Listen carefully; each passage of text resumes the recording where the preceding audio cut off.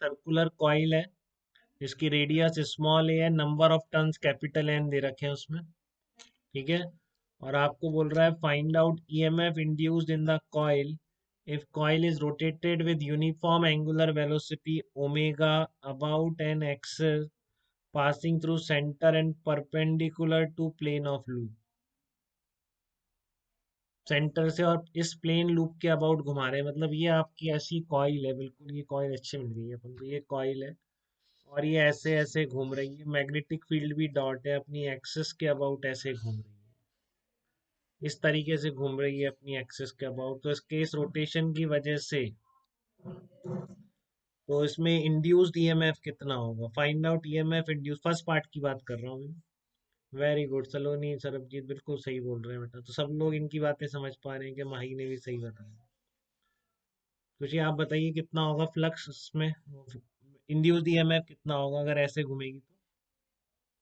इस तरीके से अगर ये कॉइल घूमेगी तो इस कॉइल में इंड्यूस्ड ईएमएफ कितना होगा, जीरो होगा, क्योंकि B vector D A vector हमेशा कांस्टेंट है। देखो एरिया वेक्टर ऊपर है, बी ऊपर है, बी इंटू है, कुछ चेंज ही नहीं हो रहा है ऐसे घूमने। ठीक है ना।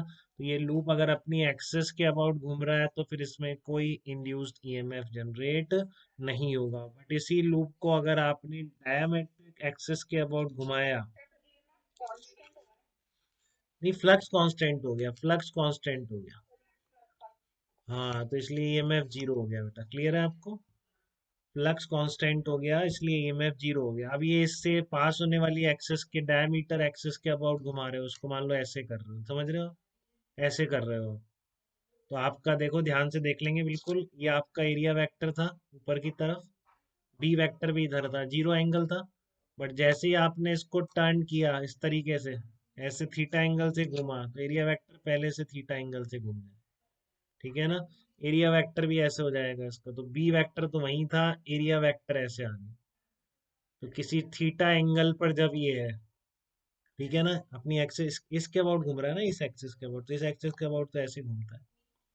तो अगर इसको आप कॉइल को बिल्कुल ऐसे घुमाते रहोगे इस यूनिफॉर्म मैग्नेटिक फील्ड में, तो ये ईएमएफ पैदा करता रहेगा। तो जनरेटर तो यही है आपका, ऐसी कॉइल घूमती रहती है उसमें और ईएमएफ पैदा होता रहता है। ठीक है ना। तो और करंट भी आपको मिलती रहती है। तो यही है कि टी टाइम पर एरिया वेक्टर जीरो पे ऐसे था, फिर ऐसे हो गया, तो मान लो थीटा एंगल बना रहा है किसी टाइम पर, तो आपका फ्लक्स कितना हो जाएगा उस टाइम पर। देखो मैंने ऐसे ड्रॉ कर दिया इसको, बी वेक्टर ए वेक्टर, समझ पा रहे हैं। पहले दोनों एक डायरेक्शन में थे, ये टिल्ट हो गया थीटा से, तो ये रहा बी वेक्टर और ये रहा ए वेक्टर। और थीटा कितना हो गया, ओमेगा इंटू टी हो गया। तो फ्लक्स कितना हो जाएगा, B A cos omega T.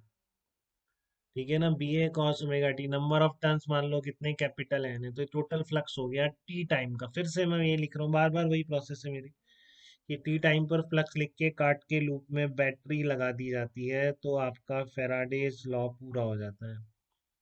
ठीक है ना। तो phi equal to B A cos omega T into number of turns, differentiate कर दिया, तो B A N omega into sine omega T आ गया आपका।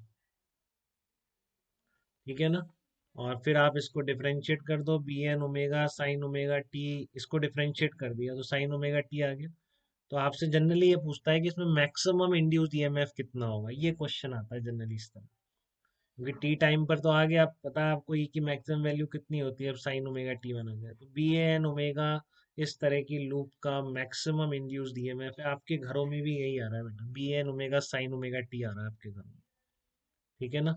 ये जहाँ पर कॉइल है, अब ये कॉइल सर्कुलरली है, रेक्टेंगुलर भी हो सकती है, एन नंबर ऑफ टर्न्स है, ओमेगा उसकी स्पीड है कितनी, ओमेगा से आप घुमा रहे हैं कॉइल को, उसके अकॉर्डिंग आपका ईएमएफ पैदा होगा। ज़्यादा तेज घुमाएंगे तो ज़्यादा ईएमएफ बनेंगे।